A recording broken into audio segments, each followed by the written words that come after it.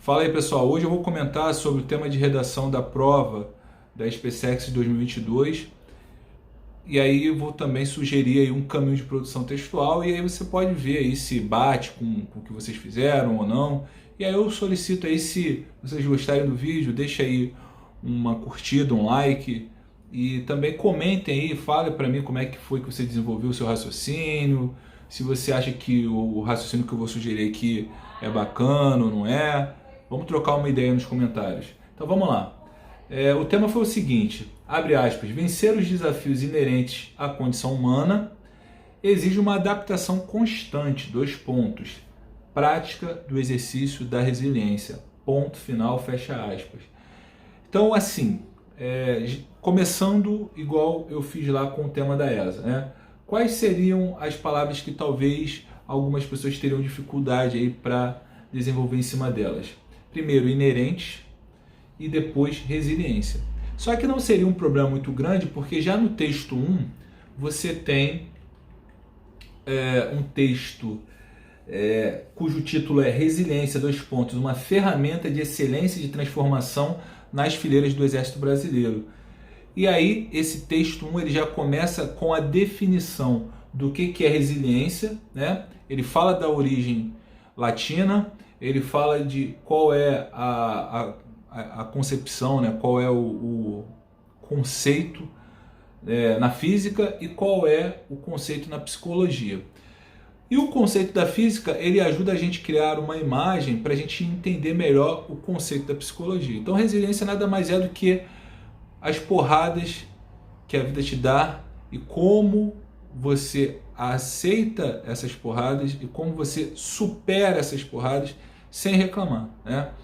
Então, uma pessoa resiliente, ela aceita a sua condição, ela aceita que a vida é difícil, que desafios aparecerão no decorrer da sua vida e ela absorve, né, esses desafios, essas porradas que a vida dá e se recompõe, né? Então você não vê uma pessoa resiliente desabar perante a dificuldade.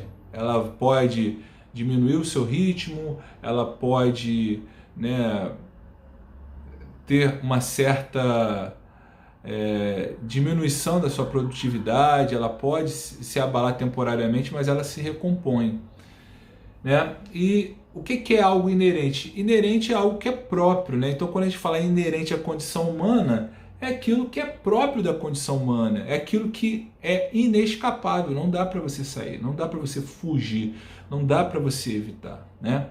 Então, obviamente, se você é uma pessoa minimamente madura, você sabe que não é possível uma vida sem dificuldade, não é possível uma vida que você seja feliz o tempo todo. Então, é uma característica da maturidade você entender que problemas aparecem e que você deve suportá-los e superá-los, né? Então, eu poderia resumir esse tema bem extenso e você já pode até fazer uma comparação entre como é que foi o tema da ESA e como é que foi o tema da SpaceX. Você vê que tem um floreamento aí, uma elaboração um pouco mais complexa, mas a gente pode também trabalhar com aquela questão das ideias-chave, né? E o que a gente poderia ter aqui, se a gente quisesse resumir esse tema? A gente pode falar da questão de vencer desafios e o exercício da resiliência, ponto, né? Então, se você trata da questão de vencer desafios e da prática da resiliência, você vai fazer a abordagem completa, você não vai fugir do tema. Obviamente você tem que, de alguma forma, demonstrar para o leitor que a questão de vencer desafios é própria da condição humana. O ser humano, o tempo todo, ele está lidando com desafios que devem ser superados. Quando você é bebê, você tem que aprender a comer sozinho, aprender a ir ao banheiro, aprender a andar. Quando você fica um pouquinho mais velho, você vai ter que aprender a ler. Não são coisas que vêm automaticamente, naturalmente, não exige um esforço, né? Você tem que aprender a nadar, você tem que aprender a correr, você tem que aprender a andar. Tudo exige um esforço, tudo pode ser um pouco dolorido no início, exige de você, né, essa superação, né? Só que, o que você poderia então problematizar aí, né? O que você colocaria como um problema para desenvolver? Porque beleza, já é um ponto pacífico que a resiliência é algo positivo. Não só positivo como necessário. Mas como é que eu vou problematizar? Qual o problema que a gente pode encontrar aqui nesse tema? Então eu começaria, né, colocando ali na minha tese, já que deve ser apresentada já no parágrafo de introdução, eu colocaria que na atualidade é vendida uma ideia de que é possível ser sempre feliz, que é possível evitar, né, as dificuldades, os problemas, que existe essa ideia, que é vendida essa ideia para o jovem. Eu utilizaria até um episódio, não sei se vocês conhecem, se vocês não conhecem, eu sugiro que vocês busquem lá, aquela série Black Mirror, que fez bastante sucesso, né, entre os jovens, e ela tá lá na Netflix. E tem um episódio que uma menina, eles desenvolvem uma tecnologia que é a seguinte: toda vez que essa menina ela é colocada numa situação de estresse, ela de certa forma ela é poupada, né? Por exemplo, quando ela era pequenininha, ela passava sempre em frente a um portão, e nesse portão tinha um cachorro que latia muito alto e ela se assustava. Então, nessa tecnologia, ela poupava essa menina desse microtrauma, vamos dizer assim. Então, toda vez que ela passava por uma situação de estresse, a vista dela meio que embaçava a imagem do cachorro, e ela não ouvia os latidos, então ela passava tranquilamente frente ao portão, depois que essa tecnologia foi implantada nela, né?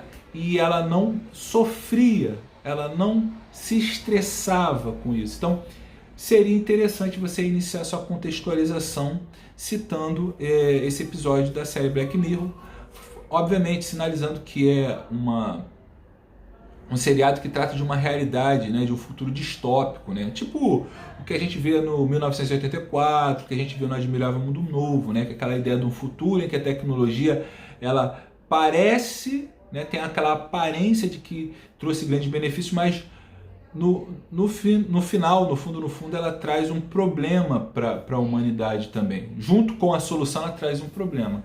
E aí, na tese, obviamente, se poderia sinalizar essa questão de que muitas vezes tenta-se poupar o jovem, a criança, o jovem, né, de superar, né, por elas mesmas, né, ou por eles mesmos, os jovens e crianças, superar desafios, né, passar por essas dificuldades, sofrer com essas dificuldades. Hoje há essa tendência dos pais, da escola, de poupar o jovem desses microtraumas, né, que devem ser superados. E, obviamente, isso vai repercutir na fase adulta.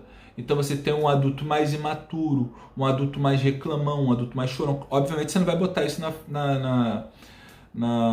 nessa redação chorão, ou um adulto com mimimi, mas você vai falar que essa tentativa de poupar, né, os jovens termina fazendo com que você tenha adultos mais imaturos, né, e que tendem a ter menos força para superar essas dificuldades. Então você poderia desenvolver seu texto em cima dessa ideia, né? Obviamente, aqui ele fala que você tem que abordar, formular sua opinião sobre o assunto, né? E apresentar argumentos que defendam o seu ponto de vista. Então, seu ponto de vista é que hoje o jovem não é criado para superar desafios. E aí você vai ter que sinalizar aí, no mínimo, 2 argumentos defendendo essa tese. Você pode falar dessa questão da família e da escola. Você pode falar, desenvolvendo um argumento, essa questão familiar, né, que a família muitas vezes quer poupar, né, os filhos, os pais querem poupar os filhos, e que a escola também, por sua vez, né, que, veja, a escola é o primeiro contato que a criança tem com a sociedade, né? O primeiro contato de verdade aí, que ela sai daquele ambiente seguro familiar e vai para a rua ali conviver com outras crianças que têm criação diferente da delas. E a escola também, por sua vez, poupa o jovem, não desafia o jovem nem a criança. Então você pode defender essa sua tese com esses dois argumentos e na conclusão você pode demonstrar que somente com a prática da resiliência, que é tão necessária, que é tão essencial para adultos mais maduros, dispostos a vencerem as dificuldades, os desafios. Então, a resiliência é o caminho, a prática da resiliência. Então, as famílias e as escolas, por sua vez, devem estimular os jovens a serem resilientes, entenderem que a vida é um desafio, que não tem como escapar disso, logo eles têm que aceitar e buscar meios de superar esses desafios. Então eu espero aí que tenha ajudado a vocês, peço muito a ajuda de vocês, que eu preciso chegar a 1000 inscritos para poder fazer live pelo celular. Então se vocês puderem me ajudar, eu agradeço muito aí, que obviamente o canal estava parado um tempo aí, porque realmente tá muito difícil crescer, tanto no YouTube quanto nas outras plataformas, e eu conto com a ajuda de vocês aí para a gente fazer o canal crescer. Beleza, pessoal? Muito obrigado, até a próxima.